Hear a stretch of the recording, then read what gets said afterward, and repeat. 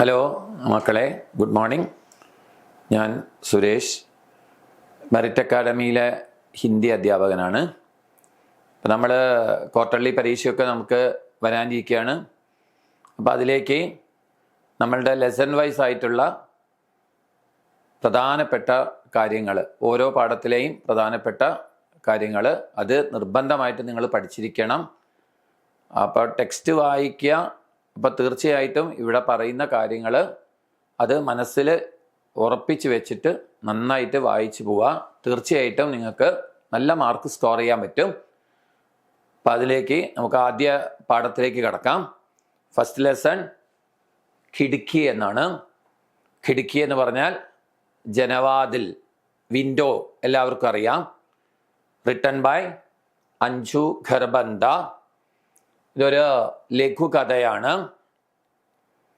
അപ്പം ഈ ലഘുകഥയിൽ വളരെ വലിയ ഒരു മോറൽ നമുക്ക് ലഭിക്കുന്നുണ്ട്. അപ്പം അതിലേക്ക് കടക്കാം. നമുക്ക് നോക്കുക എല്ലാവരും. ഹോഷിയാർപൂർ സെ ഷാദി കാ ബുലാവ ആയാ Tha. First line it self ഒരു പ്രധാനപ്പെട്ട ചോദ്യം, വൺ വേർഡിൻ്റെ വരുന്ന ഒരു ഭാഗമാണ്. അപ്പം പ്രത്യേകം ശ്രദ്ധിക്കുക. ആ സ്ഥലത്തിൻ്റെ പേരോർത്ത് വെക്കുക. ഹോഷിയാർപൂർ. കഹാംസെ ആയാത്ത, ഷാദി കാ ബുലാവ കഹാംസെ ആയാത്ത. അതിന് ഉത്തരം എന്താണ്? ഹോഷിയാർപൂർ സെ. ഇപ്പൊ വൺ വേർഡ് പരീക്ഷയ്ക്ക് ചോദിക്കാൻ സാധ്യത ഉള്ളതാണ്. ഹോഷിയാർപൂർ സെ ഷാദി കാ ബുലാവ ആയാത്ത. ബുലാവ, വാട്ട്സ് ദ മീനിങ്? ബുലാവ ഇൻവിറ്റേഷൻ, നിമന്ത്രൺ. ഇൻ ഹിന്ദി നിമന്ത്രൺ, നിമന്ത്രൺ. ബുലാവ മീൻസ് നിമന്ത്രൺ, ക്ഷണം. അപ്പം ഹോഷിയാർപൂരിൽ നിന്ന് ഷാദി കാ ബുലാവ ആയാത്ത, വിവാഹത്തിനുള്ള ക്ഷണം വന്നിട്ടുണ്ടായിരുന്നു.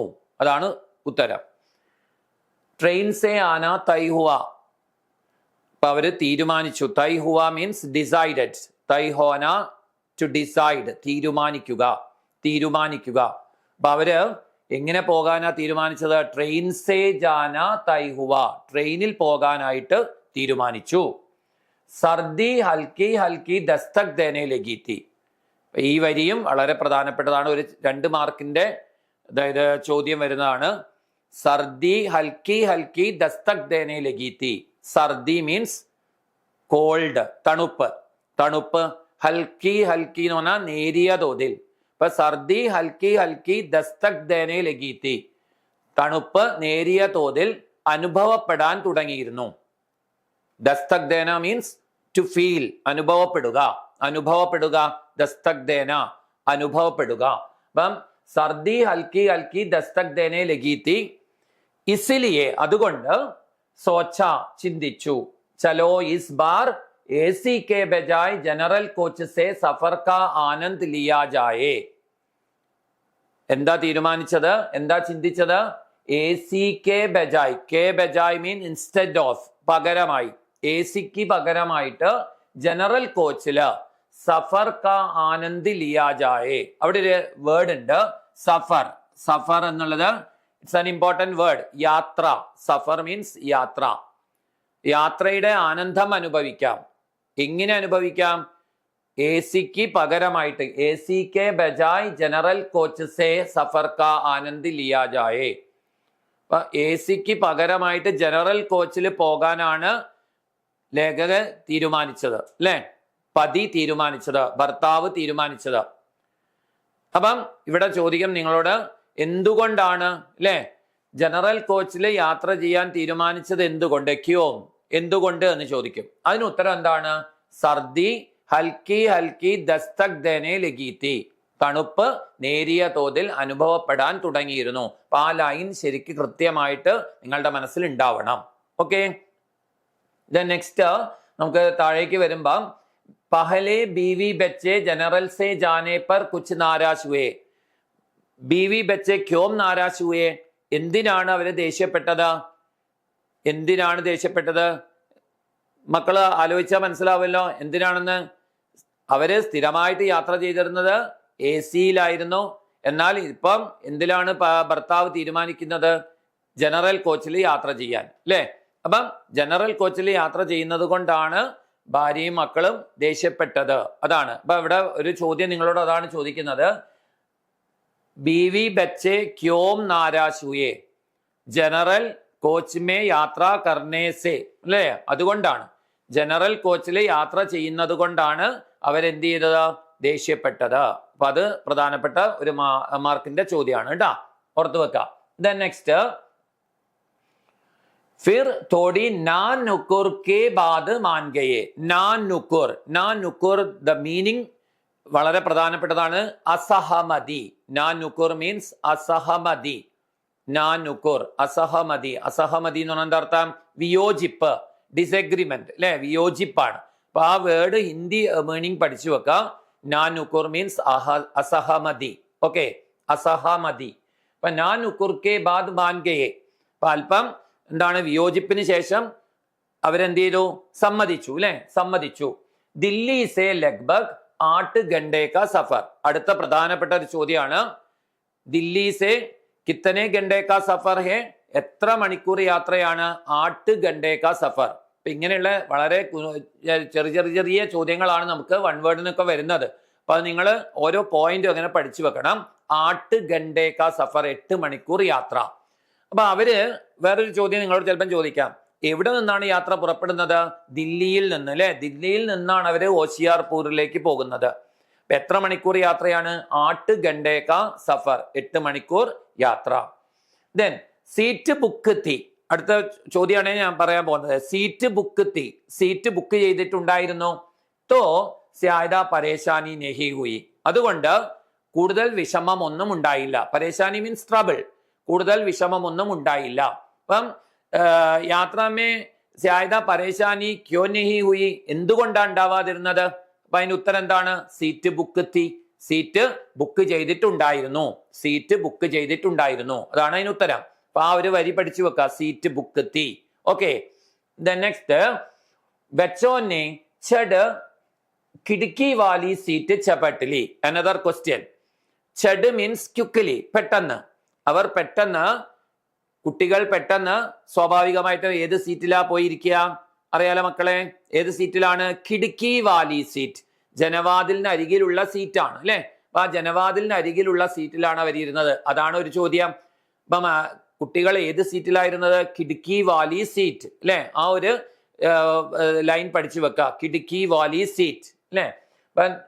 ബച്ചോനെ ഛഡ് കിടക്കി വാലി സീറ്റ് ചപട്ടലി.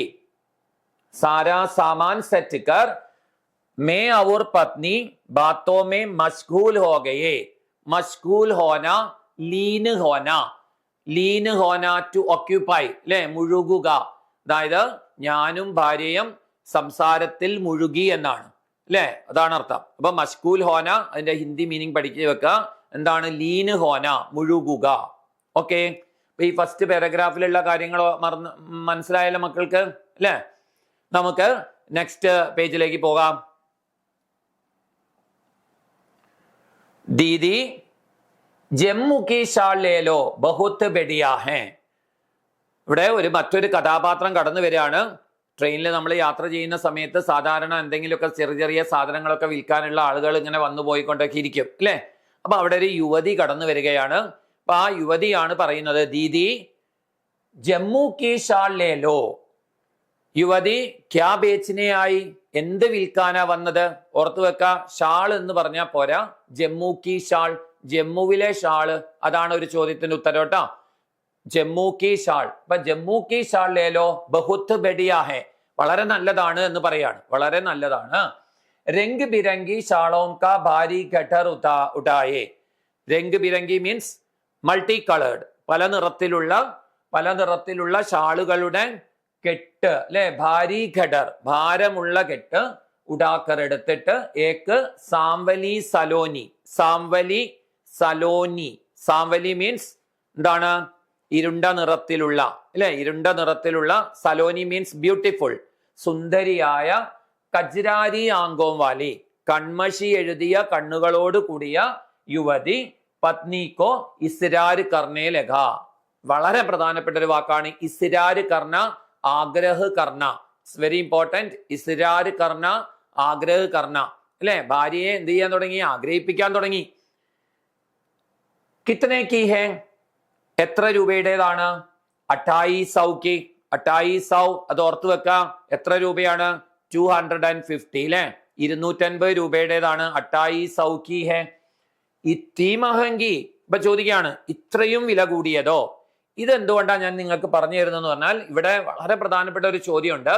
യുവതിയും പത്നിയും തമ്മിലുള്ള ഒരു കോൺവെർസേഷൻ, മനസ്സിലായില്ലേ? അപ്പൊ ഇതേ വരികൾ തന്നെ നമ്മൾ ഉപയോഗിച്ചാൽ മതി. ഇത്നി മഹങ്കി സ്യാദ പീസ് ലോഗി തോ കം കർ ദൂങ്കി. ഇപ്പൊ യുവതി പറയുന്നത് എന്താണ്? കൂടുതൽ പീസ് എടുത്താല് കുറച്ചു തരാം അല്ലെ. കം കർ ദൂങ്കി എന്ന് പറഞ്ഞാൽ അർത്ഥം കുറച്ചു തരാം. മുജേ ദുക്കാൻ ഗോൽനി ഹേ ക്യാ. അപ്പം പത്നിയുടെ ചോദ്യം എന്താ? എനിക്ക് പീടിക തുറക്കാനോ മറ്റോ ആണോ? ഇത്രയും പീസ് എന്തിനാന്നുള്ളത് ചോദിക്കുകയാണ്. ലേലോ അന്ന ബഹനോം ഔർ ബാബിയോം കേലിയെ. അപ്പൊ പറയാണ് സഹോദരിമാർക്കും സഹോദരന്മാരുടെ ഭാര്യമാർക്കൊക്കെ വേണ്ടിയിട്ട് ഉപയോഗിക്കാമല്ലോ എന്ന് പറയാണ്. അതാണ്. അപ്പൊ എന്താ പറയുന്നത്? മൈനെ പത്നി കോ ഇഷാര കിയ. ഇഷാര കിയ. ഇവിടെ നേരത്തെ നമ്മൾ വാക്കൊരു പഠിച്ചു. ഇസ്രാർ കർണ, ആഗ്രഹ് കർണ, ഇഷാര കർണ, സങ്കേത് കർണ. ഇഷാര കർണ, സങ്കേത് കർണ, സൂചിപ്പിക്കുക എന്നാണ് അർത്ഥം. രണ്ടും തമ്മിൽ തെറ്റിപ്പോരുത് മക്കളെ. ഇസ്രാർ കർണ, ഇഷാര കർണ. ഇഷാര കർണ എന്ന് പറഞ്ഞാൽ സങ്കേത് കർണ. ഹിന്ദി വേർഡ് മീനിങ് പഠിക്കണം കേട്ടോ. ഇസ്രാർ കർണ, ഇഷാര കർണ. ഇവിടെ നമുക്കുള്ള രണ്ടാമത്തെ എന്താണ്? ഇഷാര കർണ. ഭർത്താവ് സൂചന നൽകി, വാങ്ങിക്കോളാനായിട്ട് സൂചന നൽകി. तो उसने आंखें तरेकर मुझे चुप रहने का संकेत किया. ഭാര്യ എന്ത് ചെയ്തു? ആംഖേം തരേർക്കർ എന്ന് പറഞ്ഞ അർത്ഥം ദേഷ്യത്തോടെ അല്ലെ, ദേഷ്യപ്പെട്ടുകൊണ്ട് മുജേ ചുപ്പ് രഹനേക്ക സങ്കേത് കിയ, എന്നോട് മിണ്ടാതിരിക്കാൻ സൂചന നൽകി. അച്ഛാ 5 പീസ് ലോ തോ കിത്തനേക്ക് ദോഗി. 5 പീസ് എടുത്താൽ എത്രക്ക് തരും എന്ന് ചോദിക്കുകയാണ്. 200 रुपये पर പീസ് ലേ ലേനാ ദീദി. അപ്പൊ എന്താ യുവതിയുടെ മറുപടി? 200 രൂപയ്ക്ക് എടുത്തോളൂ ദീദി എന്നാണ് പറയുന്നത് അല്ലെ. 100 रुपये पर പീസ്. അപ്പം വീണ്ടും അവിടെ ഭാര്യ എന്ത് പറയുന്നു? ഇല്ല, 100 രൂപ പീസിനെന്ന് പറയുന്നു. ദീദി 100 तो बहुत कम है. ഇവിടെ വളരെ പ്രധാനപ്പെട്ട ഒരു ചോദ്യമുണ്ട്, നന്നായിട്ട് ശ്രദ്ധിക്കുക മക്കളെ. എന്താണെന്നറിയോ? 100 तो बहुत कम है അല്ലെ. 100 എന്ന് പറയുന്നത് വളരെ കുറവായി പോയി എന്ന് പറയാണ്. ആര് പറയുന്നു? യുവതി പറയുന്നു. कहते हुए उसका गला रूंध गया. उसका गला रूंग गया എന്ന് പറഞ്ഞ അർത്ഥം ഗലാ രൂങ്ക് ഗയാ. എന്താ രൂന്ത് ജാന, രൂങ്ക് ജാന എന്നുള്ള വാക്കിന് അർത്ഥം എന്താണ്? എന്താണ് ആ വാക്കിന് അർത്ഥം? വളരെ പ്രധാനപ്പെട്ടതാണ്. രോനേക്കോ ആന. രോനേക്കോ ആന, കരച്ചിൽ വരിക. മനസ്സിലായോ? അവർക്ക് ശരിക്കും കരച്ചിൽ വന്നു എന്നാണ് പറയുന്നത്. ആർക്ക് കരച്ചിൽ വന്നുപോയി? യുവതിക്ക് കരച്ചിൽ വന്നുപോയി അല്ലെ. ഉസ്കാ ഗലാരൂന്ത് ഗയാ. മറ്റൊരു അർത്ഥമുണ്ട് കേട്ടോ അവിടെ. തൊണ്ടയിടറ എന്ന് പറയും നമ്മള്, മനസ്സിലായോ? തൊണ്ടയിടറ എന്ന് പറയും. അപ്പൊ അതും പറയാം. പക്ഷെ രോനേക്കോ ആന അങ്ങനെ പഠിച്ചാൽ മതി നിങ്ങൾ കേട്ടോ. ഗലാരൂന്ത് ഗയാ ഔർ ഉസ്കി കജ്രാരി ആംഗേം ബറായി. കൺമശിയുള്ള കണ്ണുകള് നിറഞ്ഞു എന്നാണ് പറയുന്നത്. അപ്പൊ അവിടെ ആ വേർഡ് മീനിങ് പഠിക്കുക. എന്തുകൊണ്ടാണ്, അതായത് ക്യോം യുവതി കാ ഗലാരൂങ്കുകയ, എന്തുകൊണ്ടാണ് യുവതിയുടെ തൊണ്ട ഇടറിയത് അല്ലെങ്കിൽ ആ കണ്ണുകൾ നിറഞ്ഞു പോയത് എന്തുകൊണ്ടാണ്? അപ്പൊ അവിടെ നമുക്ക് ഉത്തരം കിട്ടും അല്ലെ. എന്തുകൊണ്ടാണെന്ന് നമുക്കറിയാം അല്ലെ. എന്തുകൊണ്ടാണ്? വില വളരെ കുറച്ച സമയത്ത് തന്റെ ആ ഗരീബി, ദാരിദ്ര്യം, ബേവസി അല്ലെ, അതിനെക്കുറിച്ചൊക്കെ ഓർത്തിട്ടാണ് അവരുടെ കണ്ണ് നിറഞ്ഞു പോയത്. അപ്പൊ അതാണ് ഉത്തരം. അതും വളരെ പ്രധാനപ്പെട്ട 2 മാർക്കിന്റെ ചോദ്യമാണ് കേട്ടോ. ഓക്കെ, മക്കൾക്ക് മനസ്സിലായില്ലേ? ഈ ഭാഗത്ത് നിന്ന് വരാവുന്ന ചോദ്യങ്ങൾ എന്തൊക്കെയായിരിക്കും എന്നുള്ളത് പ്രധാന പോയിന്റുകൾ മനസ്സിലായോ? ഓക്കെ, എന്നാ നമുക്ക് അടുത്ത ഭാഗത്തേക്ക് കടക്കാം. നോക്ക, നമ്മളുടെ ലാസ്റ്റ് പേജ്, ഈ പാഠത്തിന്റെ അവസാന ഭാഗമാണ്. നല്ലോണം ശ്രദ്ധിക്കുക. ചൽ ന തേരി ന മേരി ടേറ്റ് 100 पर പീസ്. അപ്പം പത്നി ക്യാ കഹത്തെ, എന്താ പറയുന്നത് ഭാര്യ? എന്താ അവള് പറയുന്നത്? പത്നി कहती है चल न तेरी न मेरी टेट 100 पर पीस. टेट 100 पर पीस. टेट 100 വളരെ പ്രധാനപ്പെട്ടത്. 2800 എന്നുള്ളത് ഓർത്തു വെക്കണം. 250 250 രൂപയാണ് ആദ്യം പറയുന്നത്. വില കുറച്ച് കുറച്ച് കൊണ്ടുവന്നു, 100 രൂപയിലെത്തി. അപ്പൊ അവരുടെ തൊണ്ട ഇടറി അല്ലെങ്കിൽ അവർക്ക് കരച്ചിൽ വന്നുപോയി. ദെൻ പെട്ടെന്ന് പത്നിയുടെ ഭാഗത്തുനിന്ന് ആ വിലയിൽ അല്പം കയറ്റം ഉണ്ടാവുകയാണ്. എത്രയാന്നുള്ളത് പരീക്ഷയ്ക്ക് വളരെ പ്രധാനപ്പെട്ടതാണ്. ടേട്ട് സൗ ഇത് എഴുതുമ്പോഴും സ്പെല്ലിംഗ് നിങ്ങൾ ശ്രദ്ധിക്കണം കേട്ടോ. ഇപ്പൊ ടേട്ട് സൗ പെർ പീസ് എന്നാണ്, 150 രൂപ പീസിന് അല്ലെ, 150 രൂപ പീസിന് എന്നാണ് പറയുന്നത്. അപ്പൊ അത് ഓർത്ത് വെക്കണേ, ടേട്ട് സൗ പെർ പീസ്. അപ്പൊ അവിടെ ഒരു സെന്റൻസ് കൂടി ഉണ്ട്, ചൽ ന തേരി ന മേരി അല്ലെ എന്ന് പറഞ്ഞാൽ നമ്മൾ മലയാളത്തിൽ പറയാം അങ്ങോട്ടും ഇല്ല ഇങ്ങോട്ടും ഇല്ല. എത്രയാണ്? 150 രൂപ പീസിന്. ഇത് യേ കിസ്നെ കഹാ കിസ്സേ കഹാ, യേ കിസ്നെ കിസ്സേ കഹാ, ഇത് ആരോടാ പറയുന്നത്? പത്നി യുവതി സേ കഹ അല്ലെ, പത്നി യുവതി സേ കഹ. പത്നി ആരോടാ പറയുന്നത്? യുവതിയോടാണ് പറയുന്നത് കേട്ടോ, ഓർത്തു വെക്കുക. അച്ഛാ ദീദി ടീക്ക്. അപ്പൊ അവര് സമ്മതിക്കാണ്, ആ യുവതി സമ്മതിക്കാണ്, 150 രൂപയ്ക്ക് സമ്മതിക്കുന്നു. അപ്പൊ തീർച്ചയായിട്ടും എത്ര രൂപയായിരിക്കും അതിന് ആകെ കൊടുക്കേണ്ടത്? നോക്കാം നിങ്ങൾ സാധാരണ താഴെയായിട്ട് മൈനേച്ചഡ് 750 അല്ലെ, 750 റുപ്പയെ നിക്കാൽ കർ ദേ ദിയ. അപ്പം പതി എന്ത് ചെയ്തു? 750 രൂപ എടുത്ത് കൊടുത്തു അല്ലെ. അപ്പൊ അത് കഴിഞ്ഞു. ഇനി പറയുന്ന നോക്കാം, ഉസ്കെ ജാനെ കെ ബാദ്. ഇവിടെ വളരെ പ്രധാനപ്പെട്ട 2 മാർക്കിന്റെ ഒരു ചോദ്യമുണ്ട്. ഉസ്കെ ജാനെ കെ ബാദ് രാസ്തേ ബർ പത്നി കി സൂയി. സൂയി എന്നുള്ള വാക്കിന് അർത്ഥം അറ്റൻഷൻ എന്നാണ്, ഇംഗ്ലീഷിലെ അറ്റൻഷൻ. അപ്പൊ നമ്മൾ ഹിന്ദിയിൽ വേറൊരു വാക്കുണ്ടല്ലോ, ധ്യാൻ. നിങ്ങളൊക്കെ പഠിച്ചിട്ടുള്ള വാക്കാണ് ധ്യാൻ, ശ്രദ്ധ. അപ്പൊ സൂയി എന്നുള്ള വാക്കിന് അർത്ഥം എന്താണ്? ധ്യാൻ, ശ്രദ്ധ. അപ്പം പത്നിയുടെ ശ്രദ്ധ, ആ യുവതി പോയി കഴിഞ്ഞതിന് ശേഷവും പത്നിയുടെ ശ്രദ്ധ എന്തിലായിരുന്നു? ഇസി ബാത്ത് പർ അടക്കി രഹി, ഈ കാര്യത്തിൽ തന്നെ തങ്ങി നിന്നു. മനസ്സിലായോ? സാധാരണ നമ്മൾ ഇങ്ങനെ ഭാര്യമാരൊക്കെ ആവുമ്പോൾ കൂടുതലായിട്ടും ഇങ്ങനെ കച്ചവടത്തിനൊക്കെ നമ്മൾ എന്തെങ്കിലും സാധനമൊക്കെ വാങ്ങാൻ പോയി കഴിഞ്ഞാൽ ഇപ്പൊ കുറച്ച് കിട്ടിയാൽ നമ്മൾ വിചാരിക്കുക അയ്യോ ഒന്നുകൂടി കുറഞ്ഞാൽ നമുക്ക് കുറച്ചും കൂടി ഒരു ലാഭം ഉണ്ടാവുമായിരുന്നല്ലോ എന്നിങ്ങനെ ചിന്തിച്ചു പോകും അല്ലെ. അപ്പൊ അതേ ഒരു ഭാഗമാണ് ഇവിടെയും കാണിക്കുന്നത് ലേഖകൻ. അപ്പൊ നോക്കാം, സൂയി ഇസി ബാത്ത് പർ അടക്കി രഹി വോ ഏക് ബാർ മേ ഹി 150 മേ മാൻ ഗയി അല്ലെ. എന്തായിരുന്നു അവര് മനസ്സിൽ വിചാരിക്കുന്നത്? ഒറ്റ തവണ കൊണ്ട് തന്നെ അവര് എത്ര രൂപയ്ക്ക് സമ്മതിച്ചു? 150 മേ, 150 രൂപയ്ക്ക് സമ്മതിച്ചു. ഗലത്തി കി തോടാ തോൽമോൽ ഔർ കർണ ചാഹിയേത്ത, തെറ്റായി പോയി, അല്പവും കൂടിയൊക്കെ ഒന്ന് വിലപേശേണ്ടതായിരുന്നു എന്ന് ആർക്ക് തോന്നിപ്പോവുകയാണ്? പത്നിക്ക് തോന്നിപ്പോവുകയാണ് അല്ലെ. തോൽമോൽ കർണ എന്ന് പറഞ്ഞ അർത്ഥം ടു ബാർഗെയിൻ, വിലപേശുക. ആ വാക്ക് നമ്മൾ ഈ പാഠത്തിൽ വളരെ പ്രധാനപ്പെട്ടതാണ് കേട്ടോ. തോൽമോൽ എന്നുള്ള വാക്ക് ശരിക്കും ശ്രദ്ധിക്കുക. തോൽമോൽ മീൻസ് ടു ബാർഗെയിൻ എന്നാണ്, വിലപേശുക എന്നാണ് അർത്ഥം കേട്ടോ. ഔർ മേരി സുയി.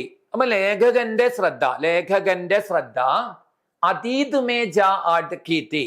അതീത് മീൻസ് പാസ്റ്റ് ഡേയ്സ്, കഴിഞ്ഞു പോയ കാലത്തിലേക്ക് നിൽക്കുകയാണ്. ആരുടെ ശ്രദ്ധ? ലേഖകന്റെ ശ്രദ്ധ, അതായത് പതിയുടെ ശ്രദ്ധ.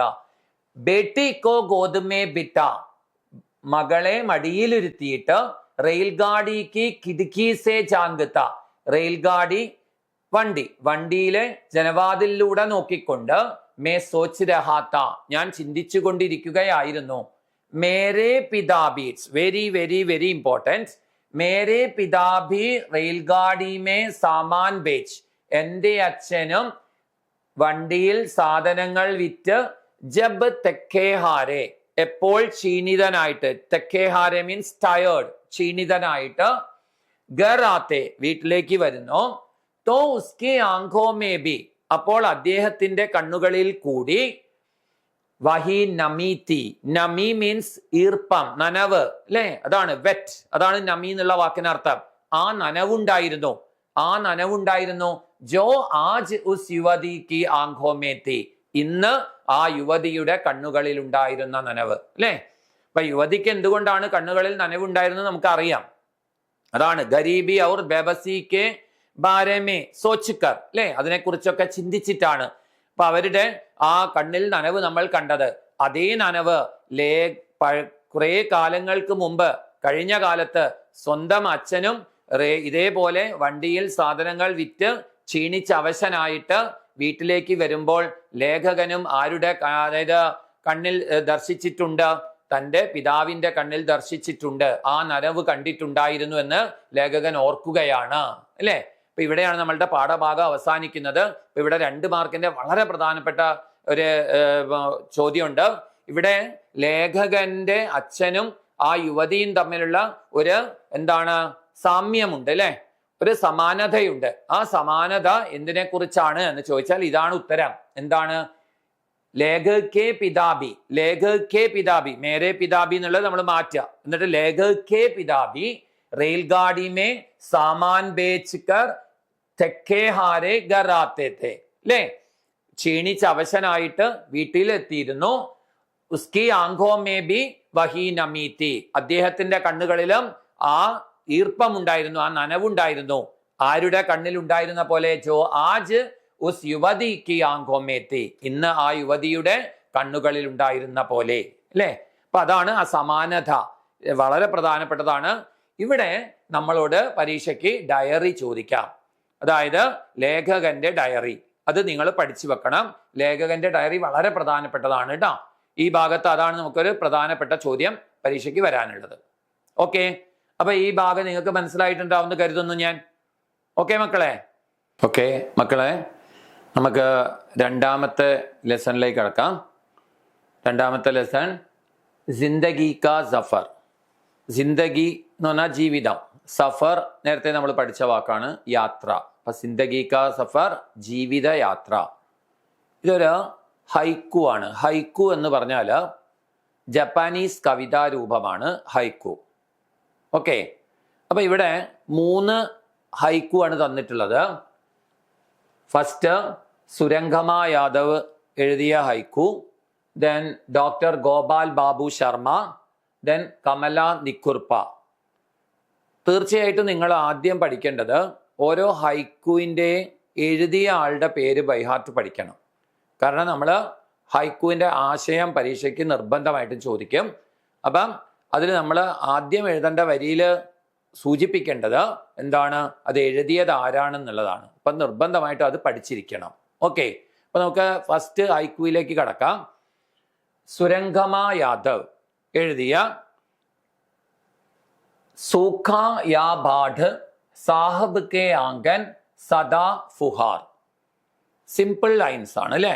സൂഖ യാ ബാഡ്. സൂഖ മീൻസ് ഡ്രോട്ട്. ഡ്രോട്ട് എന്ന് പറഞ്ഞാൽ എന്താണ്? വരൾച്ച, വരൾച്ച. ബാഡ് എന്ന് പറഞ്ഞാൽ എന്താ അർത്ഥം? ഫ്ലഡ് ആണ് അല്ലെ? ഫ്ലഡ്, വെള്ളപ്പൊക്കം അല്ലെ? വെള്ളപ്പൊക്കം. ബാഡ് എന്ന് പറഞ്ഞാൽ പ്രളയ, പ്രളയ. ആ ഹിന്ദി വേർഡ് മീനിങ് പഠിച്ചു വെക്കണം. ബാഡ്, പ്രളയ. അപ്പൊ നിങ്ങളോട് ചോദിക്കും പ്രളയ എന്നർത്ഥം വരുന്ന ഒരു വാക്ക് തിരഞ്ഞെടുക്കാൻ പറയും. അപ്പൊ ഏതാണ്? ബാഡ് എന്നാണ് കേട്ടോ. ബാഡ് വെള്ളപ്പൊക്കമാണ് അല്ലെ? പ്രളയം. സൂഖ യാ ബാഡ് സാഹബ് കെ ആംഗൻ. സാഹബ് കെ ആംഗൻ, യജമാനന്റെ മുറ്റത്ത്. സദാ ഫുഹാർ. ഫുഹാർ മീൻസ് ഡ്രിസിൽ, ചാറ്റൽ മഴ. ചോട്ടി ബൂന്തേം, അതും വളരെ പ്രധാനപ്പെട്ട വാക്കാണ്. ചോട്ടി ബൂന്തേം എന്നർത്ഥം വരുന്ന വാക്ക് ഏതാണ്? ഫുഹാർ. അപ്പൊ ഈ 2 വാക്കുകൾ അതിൽ നിന്ന് പഠിച്ചു വെക്കണം. ഒന്ന് ബാഡ് പ്രളയ, ഫുഹാർ ചോട്ടി ബൂന്തേം, ചാറ്റൽ മഴ. സൂഖായ ബാഡ് അല്ലെ? വരൾച്ചയായാലും വെള്ളപ്പൊക്കമായാലും. സാഹിബ് കെ ആംഗൻ, യജമാനന്റെ മുറ്റത്ത്. സദാ ഫുഹാർ. ഇവിടെ യജമാനൻ എന്ന് പറയുന്നത് നമുക്ക് പല അർത്ഥത്തിലും എടുക്കാം. സമൂഹത്തിലെ ഉന്നതരായ ആളുകള്, നമ്മളെ അതായത് താഴേക്കിടയിലുള്ള ആളുകളെ അടക്കി വാഴുന്ന, അവരെ ചൂഷണം ചെയ്യുന്ന ആളുകൾ എന്നൊക്കെ നമുക്ക് അർത്ഥമെടുക്കാം സാഹബ് എന്നുള്ള വാക്കിന്. അപ്പൊ യഥാർത്ഥത്തിൽ എന്താണ്? കുച്ച് ലോഗ് ദൂസരോം കെ ദുഃഖ് മേ ബി, കുറച്ചാളുകള് മറ്റുള്ളവരുടെ ദുഃഖത്തിൽ കൂടി അപ്പനെ സുഖ് തലാസ് ലെത്തെ ഹെ, തങ്ങളുടെ സുഖം അന്വേഷിക്കുന്നു. ഐസേ ലോകോം കി സ്വാർത്ഥി മാനസികത കി ഓർ, അങ്ങനെയുള്ള ആളുകളുടെ സ്വാർത്ഥമായ ആ സെൽഫിഷായ ആ മാനസികതയുടെ നേരെയാണ് യഹാം ഇഷാരാഹെ ഇവിടെ സൂചന നൽകുന്നത്. അപ്പൊ സെൽഫിഷ് ആയിട്ടുള്ള ആളുകള് അല്ലെ? എല്ലാം എനിക്ക് വേണം, എനിക്കുള്ള സുഖം വേണം, എനിക്ക് നന്മ വേണം എന്ന് ചിന്തിക്കുന്ന അങ്ങനെയുള്ള സമൂഹത്തിലെ സെൽഫിഷ് ആയിട്ടുള്ള സ്വാർത്ഥരായ ആളുകളുടെ നേരെയാണ് ഈ കവി ഈ ഒരു സൂചന നൽകുന്നത്. ഓർക്കാട്ടോ. അപ്പൊ ഇത് അങ്ങനെ തന്നെ പഠിച്ചു വെക്കുക. ഇതാണ് സാരാംശം. ഈ സാരാംശമാണ് നിങ്ങൾ പഠിക്കേണ്ടത് കേട്ടോ. ഒരിക്കൽ കൂടി പറയാം. കുച്ച് ലോഗ് ദൂസരോം കെ ദുഃഖ് മേ ബി अपने सुख तलाश लेते हैं, ऐसे लोगों की स्वार्थी मानसिकता की ओर यहाँ ഇഷാര ഹേ, ഇഷാര സൂചന. Okay, then next haiku. പിതാനെ ढूंढी ലാട്ടിയാം ബുട്ടാപ്പേക്ക് ദീക്തി നഹി. ഇന്നത്തെ സമൂഹത്തിലെ വളരെ വലിയൊരു പ്രശ്നമാണ് നമ്മൾ ഇവിടെ സൂചിപ്പിക്കുന്നത്. ഡോക്ടർ ഗോപാൽ ബാബു ശർമ്മ അല്ലെ, വളരെ അതായത് നമ്മളുടെ സമൂഹത്തിലെ വളരെ പ്രധാനപ്പെട്ട ഒരു പ്രശ്നമാണ്. എന്താണെന്ന് നോക്കുക നമ്മൾ.